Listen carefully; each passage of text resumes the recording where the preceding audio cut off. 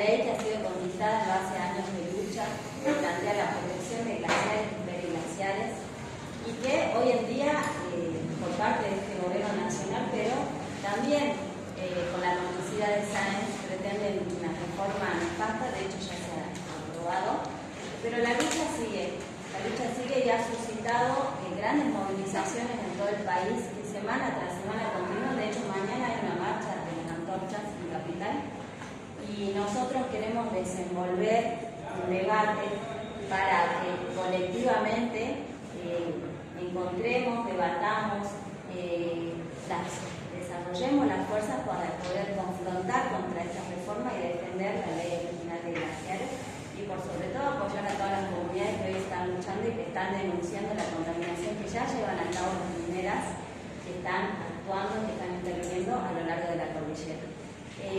Tenemos un panel muy importante, está el profesor Martín, está Pablo López, está Olga y en el orden en el que se va a hacer uso de la palabra iniciaría el profesor Martín, el Pablito, el Olga, y después quisiéramos abrir una ronda de debates, de aportes, de preguntas, de críticas, así que la haremos. Gracias. Bueno, muy buenas tardes a todas, a todos y a todos. Es un honor para mí siempre acompañar esta lucha en el campo popular, sobre todo son luchas de resistencia, pero también de construcción, ¿no?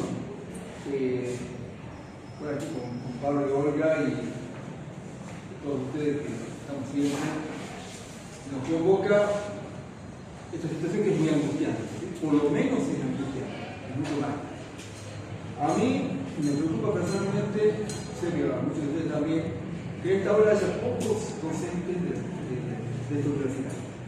Hay unos cuantos, no conozco todos, pero nosotros somos 1.650 docentes en la universidad.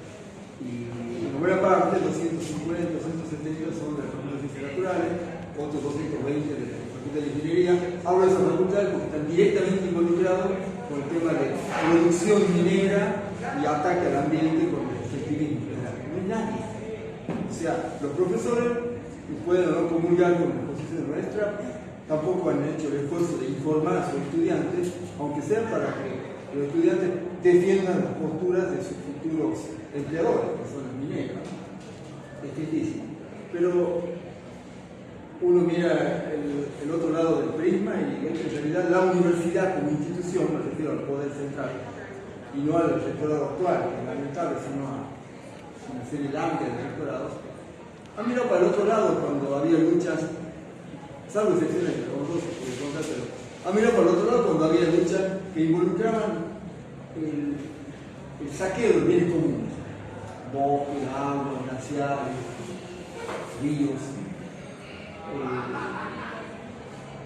Yo enseño aquí desde 38 años y he sido 6 años antes estudiante y han desfilado mucha gente, la mayoría de gente muy obediente con el poder establecido. Cada época democrática y dictatorial, yo hice la mitad de mi carrera universitaria de dictadura, pero después ya democráticamente uno veía pasar las figuritas en el decanato y del rectorado de gente muy obsecuente, muy obediente con el gran poder de todo tipo, ¿sí? Ingenios azucareros, mineras, ni hablar de la política estatal muchas veces represiva. Pero en este caso, de los glaciares, incluso uno ha visto en los últimos meses personeros de las facultades de ciencias naturales, geólogos en particular, la casta de los geólogos especialmente cómplices y de los ingenieros, salvo personas muy valiosas que hay, que son pocas, especialmente cómplices de este proceso de validación y este atropello de hacer la entrega del agua futura y actual a las grandes corporaciones. Realmente indigna. Yo recuerdo en este momento, cuando yo hablaba aquí con los chicos afuera, que en el año 2010, estaba en esa época, la señora Bianchi, la rectora, hubo un debate por si se aceptaba o no se aceptaba los fondos bajo la lumbrera. Se estaba replicado en varias universidades del país.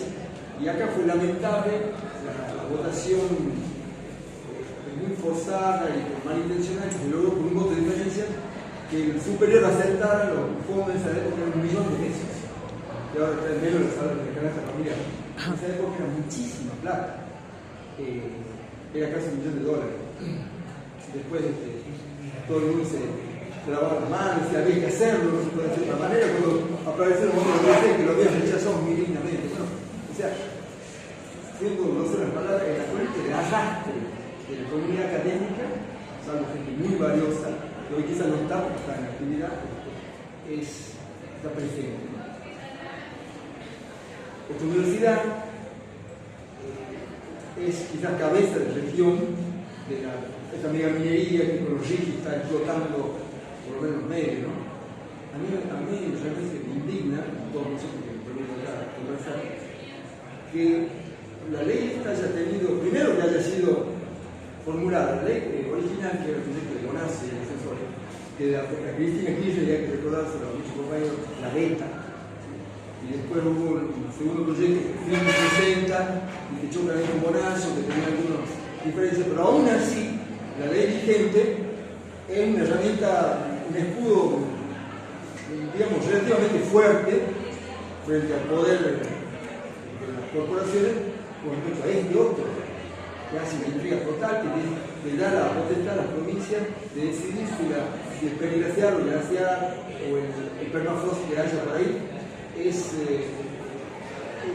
interés hídrico, ¿sí? O sea, potencialmente tiene un valor hídrico o no. O sea, de hecho, Sager y compañía dirán la lista de ingenieros de Católica que dicen hacer, vos, por favor, estos que no estén, Uno va a la Puna, no es tanto lo que yo creo, sé de gente que va a la Puna, la laguna de Villayaco, la laguna de Soconga, que son humedales protegidos por el sitio Ramsar, están teniendo las topadoras de los camiones y los explosivos al aire por el litio. Uno se fija el mapa y la provincia de Salta, que tanto desde Romero, cuando hizo lo de Pizarro, empezó a banderar que la provincia de Salta tiene tantas áreas protegidas, del cambio que se Pizarro. Se olvida que el gobierno y la prensa consecuente que la mitad del departamento lo antes en un área protegida. Declarada así por los milicos en el 79, pero bueno, al margen de ese pacto nefasto que se dio los milicos, es un área protegida, reserva de uso múltiple de flora y fauna. El proyecto más grande de cobre de la región, Tacataca, que está dentro del área protegida. Y ese proyecto usa, yo tengo un momento por acá, las toneladas de ácido sulfúrico que va a usar normalmente. Al sacar cobre, no sigue habiendo otro método más barato para ello que poner ácido sulfúrico. Y no crean que se pone poco ácido sulfúrico. Yo tengo acá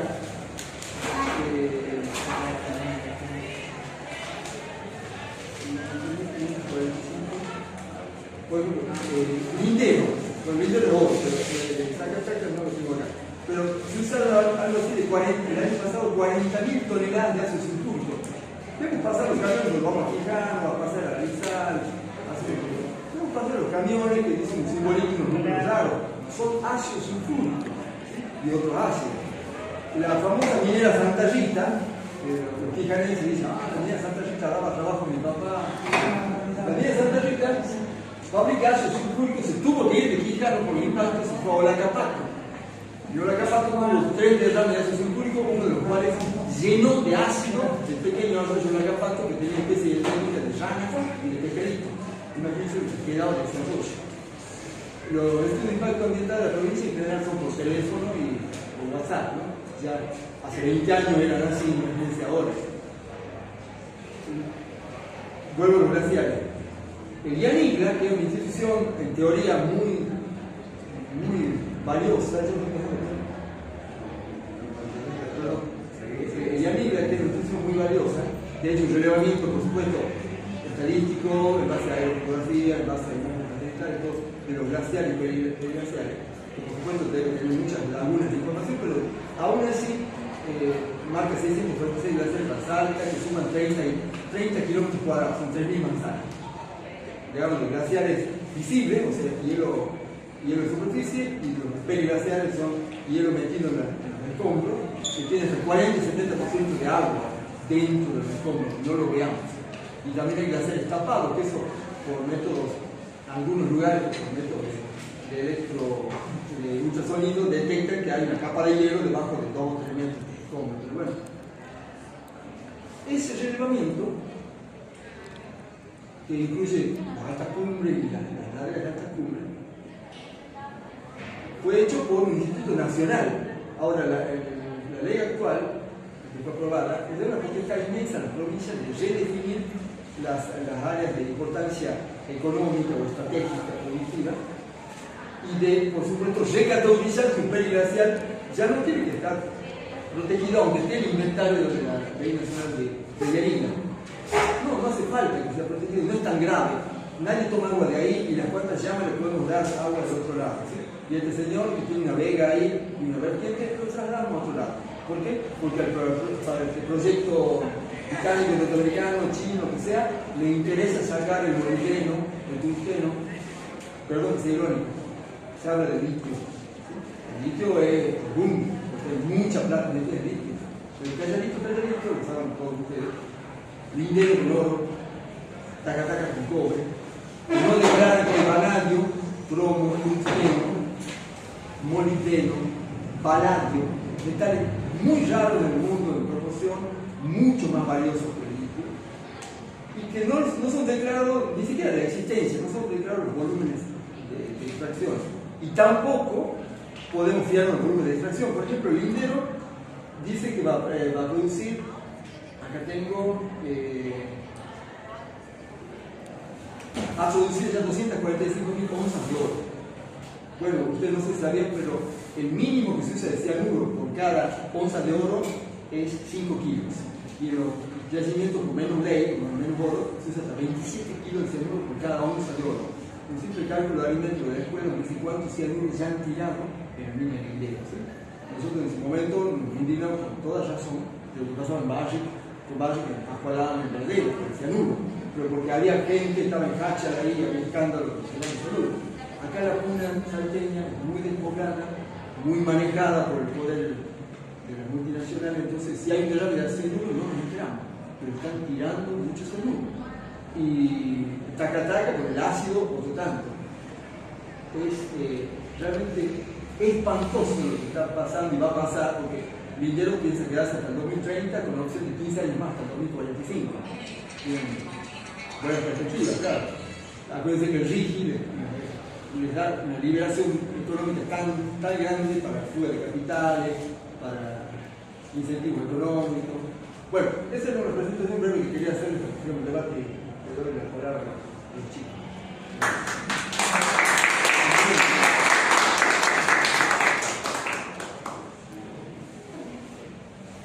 Buenas tardes, me llamo Olga Fernández, vivo en Familia González, en el departamento de Arco. Agradezco a Pablo la invitación. Yo como vecina que participé en una lucha contra la instalación de una planta de nitrato de amonio que se instaló finalmente hace más de 10 años, que es para explosivos para la mega minería.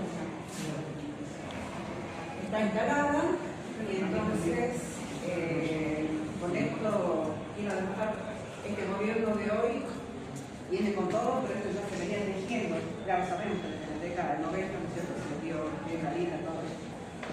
Pero en la época del kirchnerismo, ella anunció a la señora la instalación de esta planta. Tuvo todo el apoyo del gobierno de Urtubey y se les concedió agua, gas, hasta el día de hoy el señor del plan informó todos los datos y llegamos hasta el último detalle de todo el negocio que era con el gas. Es decir, cada salteño estamos pagando el gas y usan ellos como materia prima, no para calentar ni como energía el gas, sino como materia prima, es el ingrediente para hacer el explosivo. Cada salteño le pagamos porque está subsidiado por la provincia de Salta. Entonces ellos se instalaron allá, no porque haya un mineral que sacan para hacer el explosivo, sino porque estaban cerca de los ríos por agua. Entonces se les otorgó el gas, se les otorgó el agua para hacer el explosivo para que exploten las condiciones. En ese momento estaba el ingeniero Fuerte en la Secretaría de Recursos Hídricos. nuestras quejas eran numerosas, porque era una planta añeja que ya había funcionado en Estados Unidos, que se descartó y se instalaba acá, con todo el peligro que representa una chatarra en una fábrica que tiene alta presión, sustancias corrosivas. Nos quejábamos de eso, que se instaló en una zona sísmica, que era un gran peligro, a pocos kilómetros del paredón de Piquetunar, que es el generador de electricidad de la región. Ahí está instalada la planta, con total impunidad. Cuando tocamos el tema del agua, que eran 5.200.000 litros que ellos nos informan que usan para saber que se más, dijo el ingeniero Fuerte que no nos preocupara, que era poca cantidad en relación a la mega minería y en relación a las grandes empresas del agronegocio que ocupaban mucho tiempo. Ahora, cuando nosotros hicimos el cálculo de 5.200.000 litros por día, lo cual puede ser un volumen relativamente poco en comparación con lo que él decía, si lo llevábamos a consumo humano, era un consumo, pongámosle 150 o 200 como acotado, de consumo por día de una persona, era el consumo de 20.000 personas por día.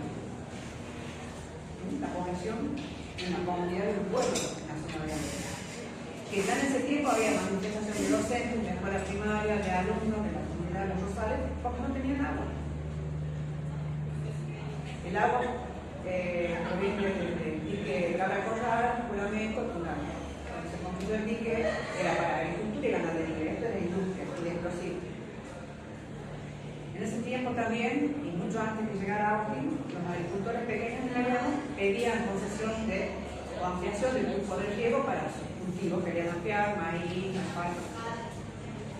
No le concedían 1 milímetro más de agua porque no había. Claro. Pero llegó Austin y le dieron el agua así. Ahora, cualquier agricultor, desde el momento que se le concede el agua, la use o no, tiene que pagar un impuesto. Austin estuvo años con toda la resistencia pública, no más de 10 años y una cana y una larga historia. Pero mientras no usó el agua, y se tendría que conseguir el agua, nunca pagó un peso. Y vaya a saber si paga.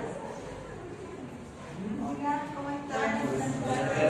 Entonces, lo que quiero significar todo esto es que hay un minero poder instalado con varios tentáculos por todos lados. No solamente la minería, tenemos en plena zona agrícola ganadera una planta de explosivos para eso, para abaratar el costo. El nitrato de amonio naturalmente se importaba, se debe seguir importando en parte, pero sí solamente para abaratar el costo. ¿A precio de qué? De cada sartén le paguemos materia prima para hacer el explosivo. Y poniendo en riesgo a toda la comunidad, docentes, ambulancias, remiseros, productores que transitan por esa ruta, porque iban a salir numerosos camiones por día con el explosivo hacia Rafaela, Santa Fe. De ahí repartir la zona. Entonces, realmente, como dice Hernán, la falta de compromiso desde la academia es preocupante porque hay gente más informada, con más conocimiento. ¿Qué podemos esperar de la comunidad? Uno se queja a la comunidad que las marchas van un poco. Pero creo que hay que, ¿qué hacemos entonces? Decimos, bueno, recién le comentaba a Cristina que las marchas por ahí de los desmontes, mucha gente no va, o la marcha por los reclamos docentes, o de los médicos por los hospitales, o los jubilados, en marchas acotadas. Pero el tema tan delicado como el agua, que nos toca a todos, esperamos que las marchas realmente iban a ser multitudinarias. Hay provincias que las sufren más, como Mendoza, más hay son más contundentes, pero acá nos quedamos cortos. El cambio climático va haciendo que vaya disminuyendo el agua en toda la región. También le comentaba recién a Cristina esto. Yo llevé a alumnos míos de la carrera de agronomía a los valles, Calchaquí, para que vean los productores pequeños, y ellos sin hablar de caudal, sin hablar de nada, nos explicaban. Cuando éramos chicos nos levantábamos, veíamos el cerro blanco de punta a punta, ¿no? Por el hielo formado, que después se derretía y era primavera, contentos, agua abundante para riego, viñedo, alfalfa, pimentón. Hoy en día se levanta y dice y ven un poquito blanco apenas en la montaña. ¿Cómo hablamos de lo último que antes y que ahora? Ahora ven, apenas la puntita del cerro, apenas la puntita del cerro, blanca, quiere decir que hay mucho menos hielo formándose por el cambio climático. Y entonces, ¿qué significa eso? Que en primavera ahora hay poca agua que se alimenta, poca agua que alimenta los árboles, ¿no es cierto? Porque todo eso es de hielo. Con eso se riegan. La zona de secano donde no llueve depende solamente del riego de árboles y sequías. En otras zonas donde llueve, bueno, calcula la siembra con la lluvia, pero donde no llueve, como que son mucho al año, entonces depende del agua, del hielo. ¿Puedo hacer una pregunta? Entonces, o sea que la gente que no afecta, ¿en qué afectaría? Afecta en toda la producción de alimentos, en todo el trabajo, porque una fija chica que tiene 10 obreros, tiene menos producción, tiene que despedir trabajadores, o sea, afecta todo. Afecta la economía del productor, de los empleados y el precio del alimento, que va a ser un poco más escaso. Claro. Pero el hecho del riego, que pagan los grandes finqueros, puede ser o estoy equivocada, pagan para que rieguen sus respectivos campos, la gente que no tiene le riega menos, puede ser algo así. Bueno, sí, no? las mismas empresas, si lo veo en la zona de Anta, que grandes empresas, hablamos de sobrapuramiento y otras empresas enormes, que ellos tienen el río, están vendiendo el río para ellos en un plazo de río. ¿Qué el agricultor pequeño hace? Uno puede. El poder sí.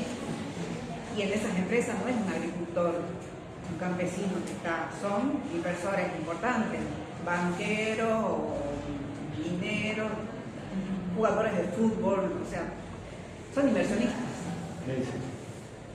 Entonces ellos sí consiguen el agua. ¿Está prendido? No tengo muy buena. Entonces, todo este tema del agua es muy amplio. No es solamente esta ley de glaciares, desde hace rato que se viene esta entrega indiscriminada del agua. Es una tontera lo que voy a decir. No, pero para nada. influye.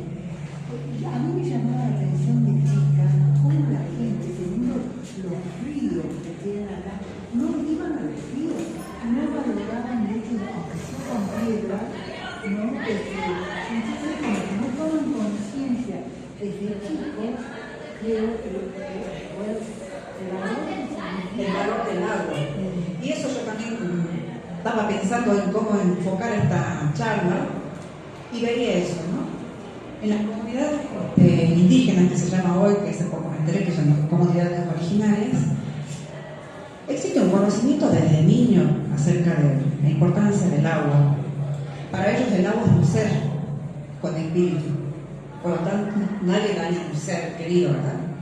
Incluso para la comunidad es una realidad. Claro,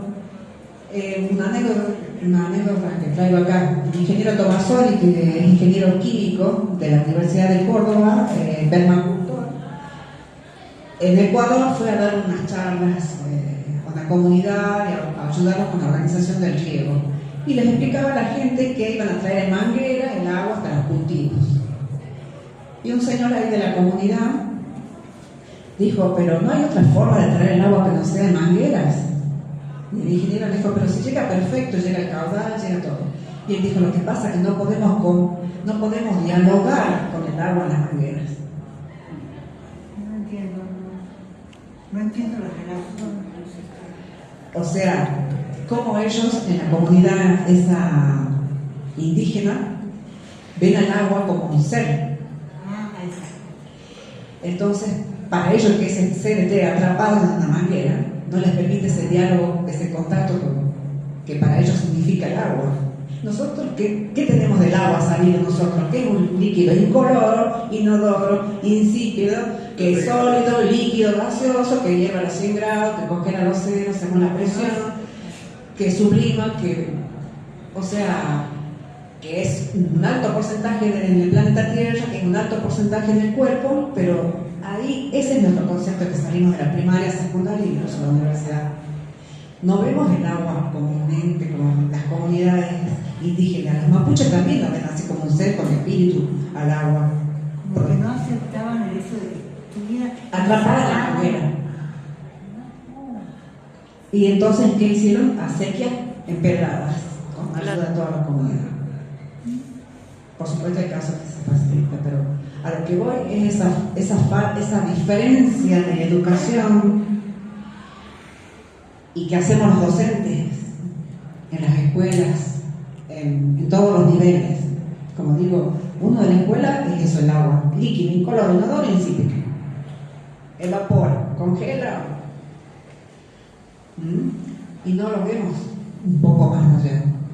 Y quizás eso explica la ausencia de la gente en las calles también, al margen que ya estamos vapuleados por todo, ¿no es cierto? Por las noticias, por las cosas, ya la gente hay como una deciden todo ya cansado, pero no se podría implementar en la currícula a nivel educativo y inculcar el valor del agua. está el valor del agua, pero yo he visto en muestras en las escuelas y a lo máximo que llega es decir, y que no en todas las escuelas, muy poquito del derecho humano, apenas, cuando ya sabemos que es mucho más que un derecho humano, porque todo ser vivo, no solamente el humano, necesita el agua, ¿verdad? Entonces ya quedó como prehistórico decir que es un derecho humano, pero ni siquiera llega al derecho humano en las escuelas, llega al recurso natural, con suerte, el tratamiento del agua.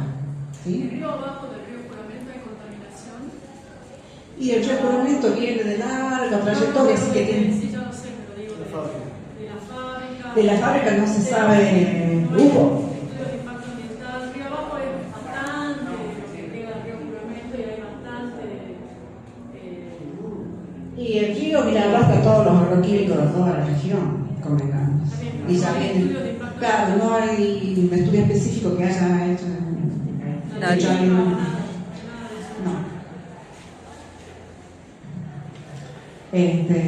Haya habido casos de que se sabía de que se tiraban la bosta de las vacas de los feedlot al río y... Claro, es una cosa por el seguro y todo lo demás, lo que se utiliza de resto para remover el nitrato de amonio, no sé, hablo...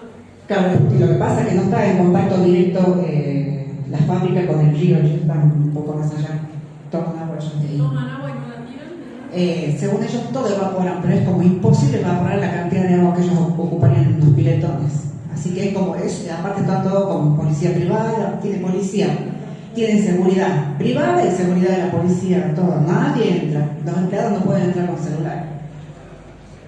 Y tienen los piletones de evaporación que cuando nosotros reclamábamos decían que figuraba una geomembrana nada más que iba a estar en el fondo de ese piletón. Cuando reclamábamos decían que iban a poner una capa, 2 capas, 3 capas de cemento, y hasta la fecha sabemos que es una geomembrana nada más que... Y el nitrato de amonio, que puede ser usado como fertilizante, porque el nitrato de amonio es un fertilizante pero en pequeñísimas dosis, ahí como son millones de toneladas en un piletón, si esa pileta se llegara a rajar, estamos en zona sísmica, no nos olvidemos en esa zona, o explotara, porque es una sustancia muy fácil de que explote, implicaría la contaminación de todas las napas, y de ahí podría drenar al Chile por las pendientes.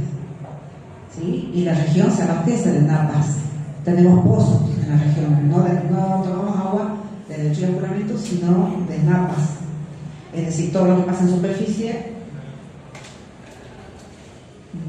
Entonces, bueno, mi historia era esta, decir, ¿qué pasa con las comunidades que no reaccionamos? Y es porque no conocemos, nadie defiende lo que no conoce.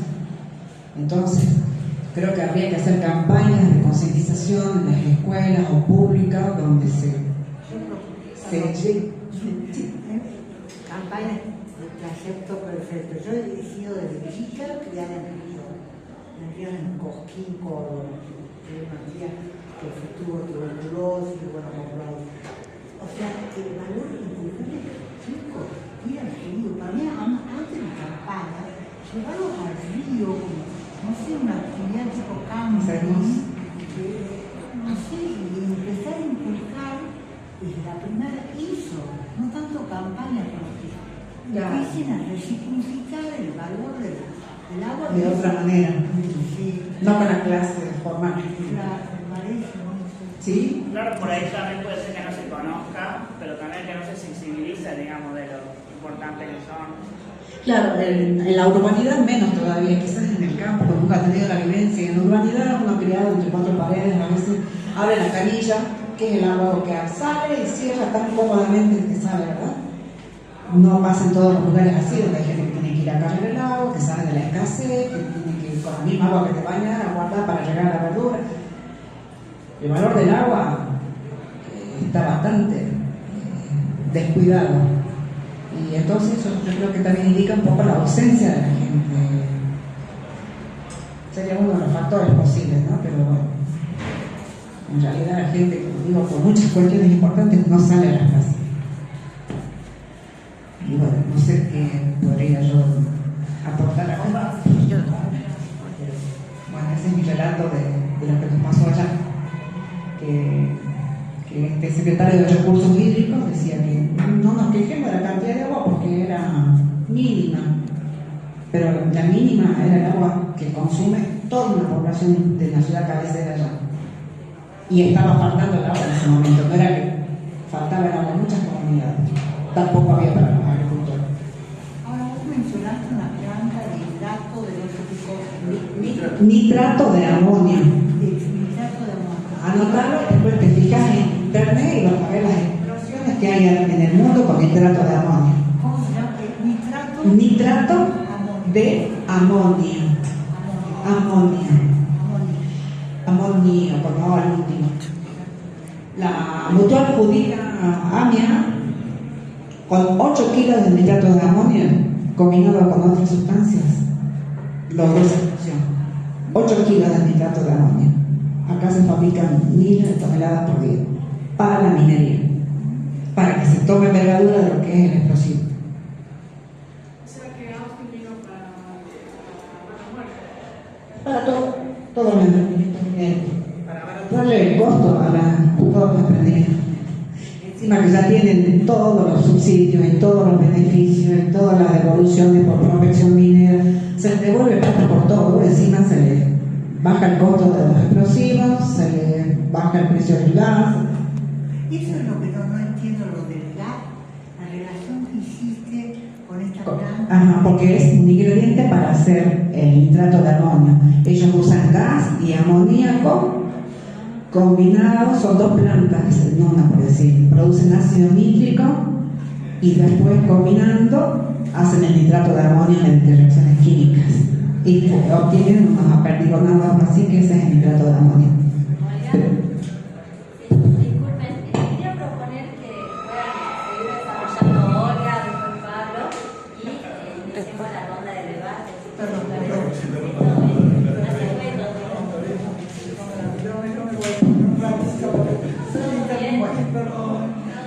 Bueno, redondeando, pienso que ¿qué hacemos, no? Entonces digo, es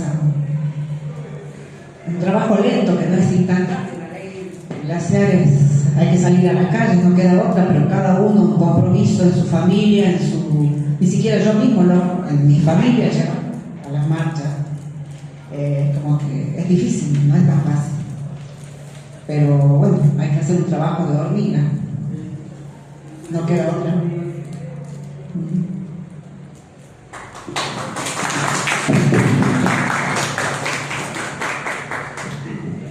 Bueno, buenas tardes.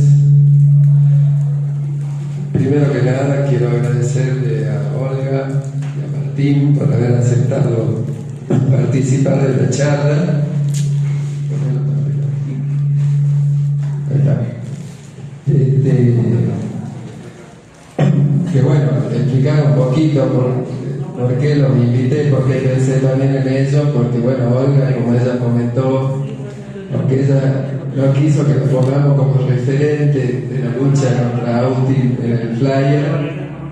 Por lo menos para nosotros lo es, porque hemos estado compartiendo con ella esa lucha tan importante. Y bueno, Martín también, como él mismo desarrolló, se habrá podido dar cuenta que es un defensor, digamos, del medio ambiente y que ha estado participando en todas las luchas. Creo que la última, anterior a esta que estuvimos compartiendo, fue cuando vinimos al Consejo Superior a rechazar o a pedirle a la UNSA que se pronuncie contra la Ley de Ordenamiento Territorial de Bosques que se aprobó el año pasado.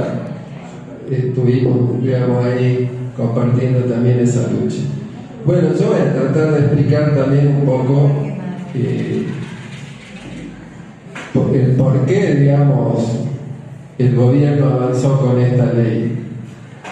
Y por qué, como ya explicó Martín, esto viene, digamos, desde hace mucho, ¿no? Es decir, bueno, primero que nada, los glaciares juegan un rol muy importante como abastecedores de agua, sobre todo en épocas de sequía, y son además, en muchos casos, las cuencas hídricas, y muchas de ellas muy importantes, como por ejemplo en Salta la del Juramento, se inician en sectores glaciares.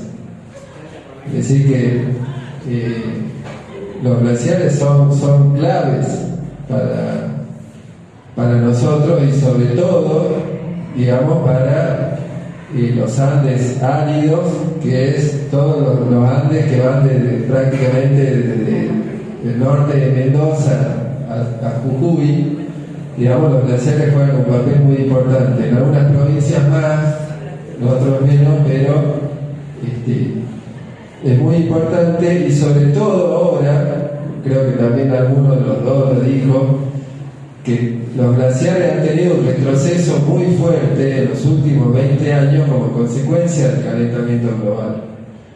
Entonces la preservación de los glaciares hoy es más importante que nunca, porque si además del retroceso que tienen como consecuencia el cambio climático le agregamos la intromisión, digamos, de la minería o de la industria hidrocarburífera o lo que fuera, ese retroceso va a ser mucho mayor.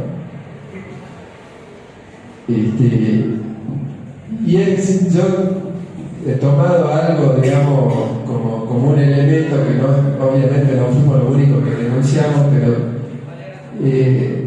a la senadora nacional por Salta, Flavia Rollón, que todo el mundo la denunció como una de las principales lobistas de las mineras y como una de las que se puso, siendo ella supuestamente opositora, se puso la camiseta de la reforma de la ley de glaciares. Ella dijo algo que para mí es muy importante. Ella dijo en una entrevista que estaban apurados por aprobar esta ley porque en junio de este año se vence el RIGI. Es decir, las empresas tendrían hasta junio o julio de este año para ingresar al RIGI, que es un régimen que le da una enorme cantidad de beneficios impositivos de todas las características que se puedan imaginar.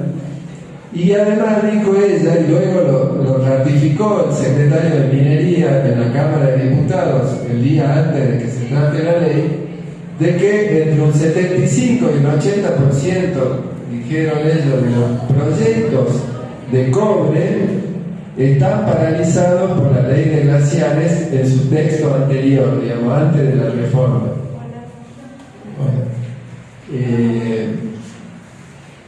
Entonces, ¿esto qué significa, digamos? Ella está de algún modo confesando que esos proyectos de cobre van a afectar a los glaciares, sino porque estarían frenados por la ley anterior. Es decir, que es una confesión, ¿no es cierto? Es casi que están diciendo, necesitamos que estos proyectos destruyan los glaciares, puedan entrar al RIGI y seguir para adelante. Entonces, eso, digamos, como primer elemento de por qué, digamos, también los tipos avanzan. Bueno, antes de seguir, hago un corte, porque quiero anunciar acá detrás Milagro Avendaña. Ella es una compañera que está luchando contra la instalación de la planta de Metalnor acá en Cerrillos, y que han obtenido recientemente un fallo judicial favorable, así que un pasito adelante, muy importante. Así que bueno, después seguramente ella podrá comentarnos algo sobre el tema, pero no quería dejar de presentarla, y bueno, muy importante que esté ella acá en esta charla. Bueno, miren, ¿cuál es la explicación también? ¿Cuál es el contexto político más general de por qué el gobierno decide sacar esta ley y avanzar sobre los glaciares en función, como ya se ha dicho acá, todo el mundo lo ha señalado, en función de los intereses de las grandes corporaciones mineras? Pero también esto tiene que ver con la política más general a nivel internacional. Acá Estados Unidos está disputando la hegemonía con China, la hegemonía mundial. Hay una disputa por los minerales, sobre todo por los minerales, las tierras raras y minerales estratégicos, como lo que mencionó Martín, ¿no es cierto? Y como parte de eso, ¿no es cierto?, ellos quieren avanzar, ¿no es cierto?, en que las empresas, particularmente las empresas norteamericanas, sigan haciendo negocio o hagan más negocio con la minería, y para ello la ley de glaciares es una traba. Lo dijo en su momento creo que era generala de la Cuarta Flota, Laura Richardson, que se juntó, incluso en su momento se juntó con Cristina Fernández de Kirchner, se juntó con representantes de los partidos opositores de ese momento, todo, y ella dijo públicamente que Estados Unidos estaba muy interesado en los minerales de la Argentina y particularmente del litio, pero también de otros minerales. Lo dijo el actual embajador, Lamelas, que estuvo hace poquito acá en Salta, y los cipayos de Sanz y Emiliano Durán sacándose fotos y cantando, lo recibieron, ¿no es cierto? Le dijo que él iba a recorrer provincia por provincia para hablar con los gobernadores, para convencerlos, ¿no es cierto?, de la importancia estratégica que tenía para los Estados Unidos los minerales. Y estamos en medio de una guerra donde Estados Unidos avanza sobre Irán, ya han cometido el genocidio en Palestina, van contra Líbano, ¿no es cierto?, contra Irán, en esa disputa por la hegemonía mundial con China, y por eso ellos necesitan avanzar y quedarse con los minerales que tiene la Argentina, entre tantos otros países, ¿no es cierto?, no solamente la Argentina. Ellos quieren también, de algún modo, el gobierno especula que con el avance de los negocios mineros va a obtener una mayor cantidad de dólares como consecuencia de las regalías para pagar la deuda externa, que también se la debemos particularmente al Fondo Monetario, manejado por los Estados Unidos principalmente, aunque, digamos, podemos poner en duda la cantidad de dólares que van a conseguir, porque el RIGI, por ejemplo, le permite a las empresas que después de un determinado tiempo puedan quedarse con todas sus ganancias en el exterior y no traer nada a la Argentina. Así que no va a haber esa lluvia de dólares que el gobierno dice, ¿no es cierto?, que llegaría como consecuencia del aumento de los negocios mineros. Entonces ese es el cuadro en el cual el gobierno avanza, cuenta con la complicidad de los gobernadores, con el lobby de Rollón, con la complicidad de Sáenz y todos los gobernadores de las provincias mineras, de Jalil, de Cornejo, de Mendoza, Jalil de Catamarca, Sadir de Jujuy, el gobernador de San Juan, que no me sale ahora el nombre, pero San Juan siempre ha sido, digamos, lobista de las empresas mineras, ¿no es cierto? Entonces, ese es el cuadro en el cual ellos avanzan con esta ley, que, digamos, si bien algo Martín señaló, ¿cuál es el eje de la modificación de la ley? El eje es que los gobernadores o las provincias puedan determinar qué glaciares se van a proteger y qué glaciares no se van a proteger. Y el argumento es de que supuestamente hay glaciares que no cumplen con una función de reserva hídrica y que por lo tanto no hay ninguna necesidad de conservarlos y habría que avanzar, y por lo tanto le dan la potestad a los gobiernos de que retiren del inventario de glaciares los glaciares que ellos consideren que hay que retirar para que la minería pueda avanzar. Sin embargo, si ustedes ven, les recomiendo que lean por ahí, hay algunas cosas que pueden resultar un poco complejas y técnicas, pero entran a la página del IANIGLA. El IANIGLA es el Instituto Argentino de Limología y Glaciología, que es el que ha hecho el inventario de glaciares. Ahí está ya el informe del inventario de los glaciares de la zona que incluye a Salta, que son los Andes áridos, y ahí dice claramente que lo que ellos ponen en el inventario son los glaciares que tienen una importancia como reserva hídrica. Es decir, que no hay ningún glaciar que esté en ese inventario que no cumple ese papel. Sin embargo, los gobernadores lo van a poder retirar y además ni siquiera van a hacer una consulta ni a para decir, che, mira, yo quiero sacar esto, vos qué opinás, ¿te parece? No, nada, ellos deciden. Y además, los gobiernos provinciales no tienen la capacidad técnica y científica para determinar lo que ellos dicen que ahora van a determinar. El IANIGLA se rige por parámetros internacionales de cómo se estudian, se analizan y se establece la importancia de los glaciares. No lo tienen eso las provincias, digamos, para hacerlo. Entonces ese es el eje, digamos, de lo que ellos han modificado para que sean los propios gobiernos provinciales, que son todos lobistas de las mineras, que hagan avanzar, ¿no es cierto?, sin asco, como decimos acá, que avancen sin asco, ¿no es cierto?, los negocios mineros afectando los glaciares. Claro, es decir, para seguir profundizando la política de saqueo. Porque ¿qué dice el gobierno? Dice, bueno, a medida que avance la minería va a haber desarrollo, dicen ellos, se va a terminar la pobreza, va a haber puestos de trabajo, y eso también es falso, es completamente falso. Miren, la provincia de Catamarca hace 30 años tiene dos proyectos muy importantes mineros. Uno es Bajo la Lumbrera, que ahora la quieren reactivar, y tiene, de hace 30 años está Fénix, el proyecto de litio, el primer proyecto de litio del país. Dos proyectos enormes, ¿no es cierto?, que le han generado ganancias extraordinarias a esas dos empresas, y sin embargo Catamarca hoy tiene un índice de pobreza superior a la media nacional, ¿no es cierto? No tiene, digamos, no hay ningún desarrollo industrial ni de ningún tipo en la provincia de Catamarca, es una de las provincias más pobres del país, y no se han generado los puestos de trabajo que ellos dicen que iban a generarse. Al contrario, en Catamarca nosotros fuimos a apoyar a veces las manifestaciones ahí en Andalgalá, y los productores nos contaban, como el agua tiene que ser para la minera, no iba para los productores, nogales, membrillos, hortalizas. Entonces, se han venido abajo, o sea, están peor que la minera. Nada que no se han desarrollado, sino que están para atrás, antes, porque ahora la minera están peor. Y siguen los discursos políticos, Kirchner, todos los que venimos viendo, siguen hablando del desarrollo minero, de la minería sustentable.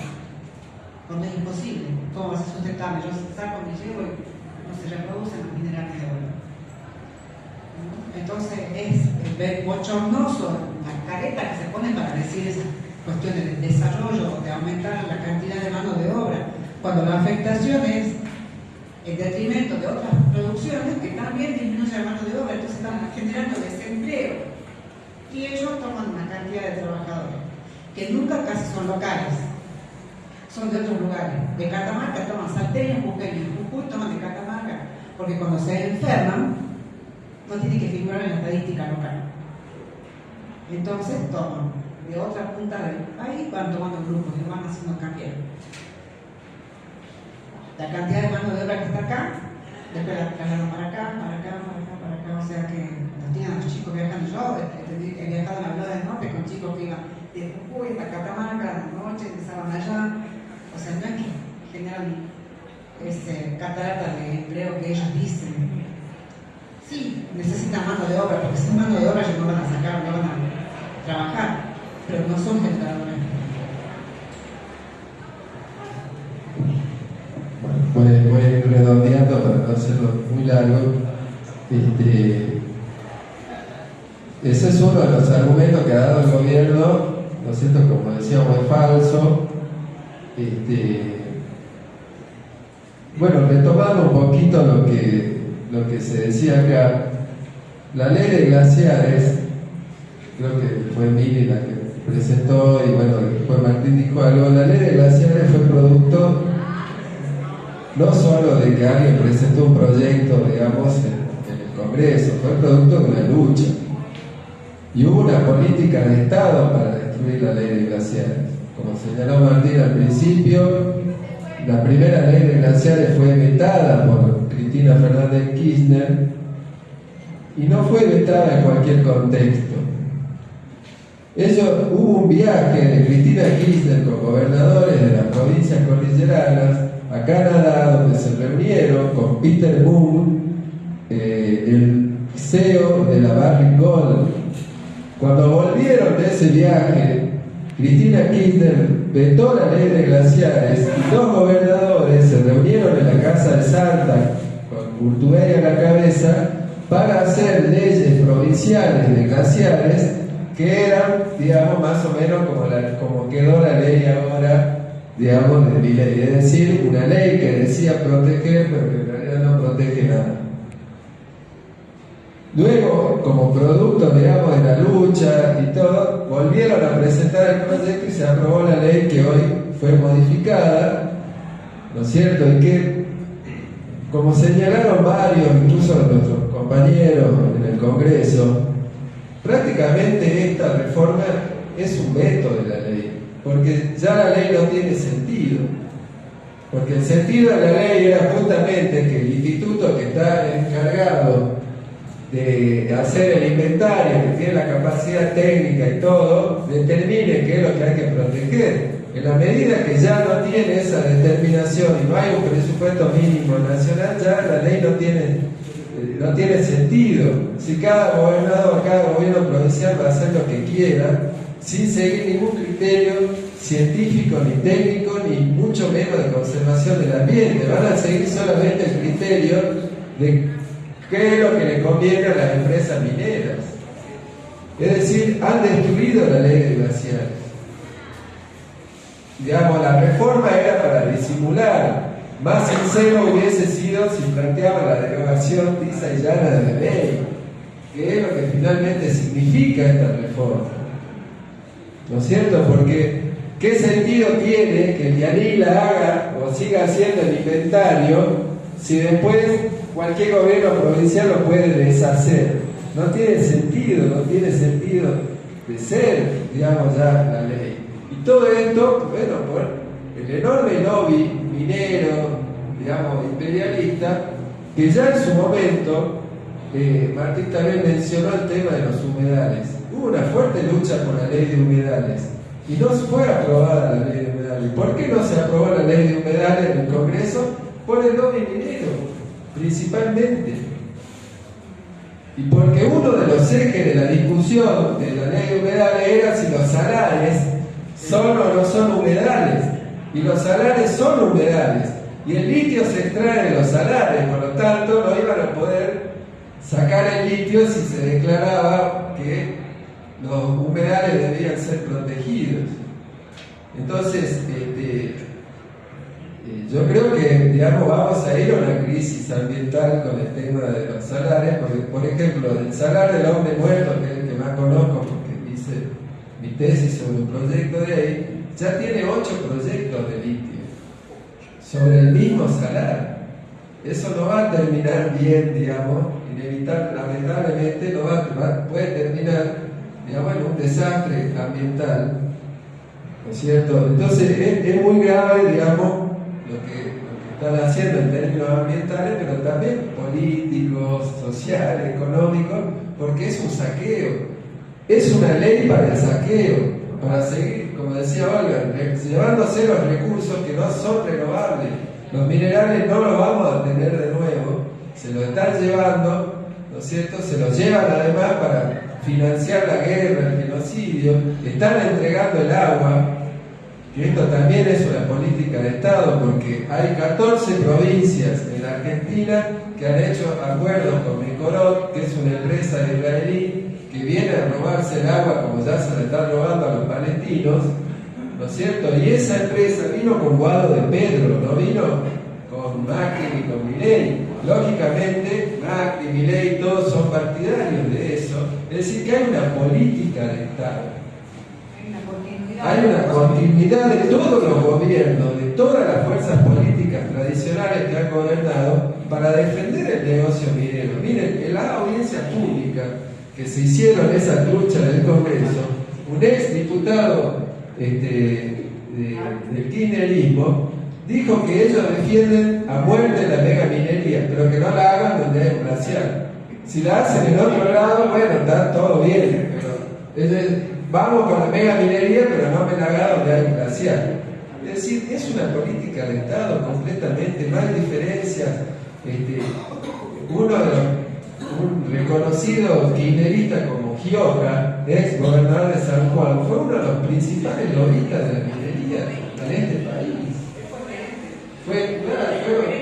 Bueno, así como él fue gerente de Barrigol, la Flavia Rollón trabajó para Río Tinto, es decir, están todos metidos. Bueno, me estoy diciendo al diablo. No, bueno, miren, para ir terminando, yo capaz que, como lo dije también en la marcha de la vez pasada, soy un poquito más optimista. ¿En qué sentido? Primero, creo que esta charla está buena, digamos, hace mucho que no había una charla, no había, digamos, casi ninguna. Siempre podría haber más gente, por supuesto. La última marcha de glaciares creo que fue importante también en su concurrencia. Siempre podría haber más, sí, podría haber más. Pero hay otros datos. La audiencia pública, por más trucha que fue, se hizo bajo represión. Hubo gente que no pudo entrar y tenía que entrar a hablar porque estaba todo militarizado. Después voy a ir un poquito sobre ese aspecto, pero se anotaron 100.000 personas. Un hecho inédito, nunca pudo estar. Y ahora hay una presentación judicial que está impulsando Greenpeace, la Fundación Argentina de Recursos Naturales y la Asociación de Abogados Ambientalistas de la Argentina, que ya tiene 800.000 firmas. Es decir, estamos hablando de un número muy importante que, más allá de que eso no se haya expresado en la calle todavía, ¿no es cierto? Pero sí hubo luchas importantes. El pueblo de Mendoza está levantado, hay marchas sistemáticas, claro, Corrientes como es ella. Pero Greenpeace no tiene participación política, no importa, yo la menciono porque es la que tomó la iniciativa. Más allá que nos guste o no nos guste Greenpeace, tomó la iniciativa y no podemos desconocer la realidad, digamos. El problema no es Greenpeace, el problema, lo importante es que hay 800.000 personas que están diciendo que no quieren dejar pasar esta reforma. En lo formal, y seguramente hay muchas más que no firmaron, pero que también tienen la voluntad de luchar por esto. Eso es lo que importa. Más allá de quién presente, nos guste o no nos guste, digamos, ¿no es cierto? Yo no estoy reivindicando a Greenpeace, solo digo quién lo presentó. Despierta el es interés. Claro que además de esas presentaciones que se están haciendo, esto lo vamos a derrotar en la calle, no hay otra. No hay otra. Lo vamos a derrotar en la calle porque cualquier presentación judicial también, si no es acompañada de la movilización popular, la justicia no va a resolver favorablemente, va a resolver a favor de las mineras, del gobierno, ¿no es cierto? Como lo ha hecho toda la vida. Entonces me parece que es importante tener en cuenta eso, que hay un interés, hay una movilización, tenemos que aprovecharlo en el sentido de seguir impulsando el tema y seguir impulsando las luchas y creándose asambleas por aquí, por allá. Claro, en todos los lugares. Hay que, tomando lo que dijo Martín al principio, un desafío es ver de que la UNSA se muevan las facultades naturales, que haya pronunciamientos, ver cómo captamos la atención de los estudiantes, de los docentes de esas facultades. Creo que Humanidades fue un poquito más allá, sacó un pronunciamiento, por lo menos los naturales, hasta donde sabemos no sacó nada. Entonces hay que seguir, digamos, pensando, porque además se viene, digamos, es decir, acá tenemos un régimen represivo, esto no entra sin la represión. y sin reforzar un régimen autoritario. Y en ese sentido, solo les voy a decir, no me voy a poner a explicar, porque si no ya sí me voy demasiado de largo. Acá se acaba de aprobar el martes una reforma electoral para que en Salta solamente se puedan presentar 2 partidos a las elecciones de gobernador. Y a nivel nacional están haciendo algo bastante parecido. Es decir, ¿por qué? Porque para meter todas estas cosas necesitan un régimen autoritario, consolidar ese régimen, ese poder, digamos, para poder imponer estas cosas. Entonces, hay que seguir ganando la calle y en ese sentido los invito también, porque para nosotros la lucha para la defensa del ambiente es una lucha contra el capitalismo. Y creo que lo mejor que nos explica esto también es lo que dijo Milei en una de esas tantas conferencias pedorras que va, donde dijo, ¿para qué queremos un planeta si no lo vamos a poder romper con la iniciativa de los empresarios, de los capitalistas? Entonces, si ellos quieren romper el planeta, nosotros tenemos que romper a ellos. Si el capitalismo destruye el planeta, como dice un cartel que tenemos ahí en nuestro local, que no lo inventamos nosotros, lo puso alguien en alguna marcha y ahí quedó. Si el capitalismo destruye el planeta, hay que destruir al capitalismo, porque el capitalismo es incompatible con la vida de las personas, mucho menos con el ambiente. Si han hecho una reforma laboral para esclavizar a la gente, ¿qué les puede importar un glaciar, un bosque, un humedal? ¿Cierto? Entonces, de paso, bueno, los invito también el jueves que viene a las 19 horas hacemos el acto por el 1 de mayo, así que están todos invitados para que sigan siendo parte también de esta lucha que estamos llevando adelante.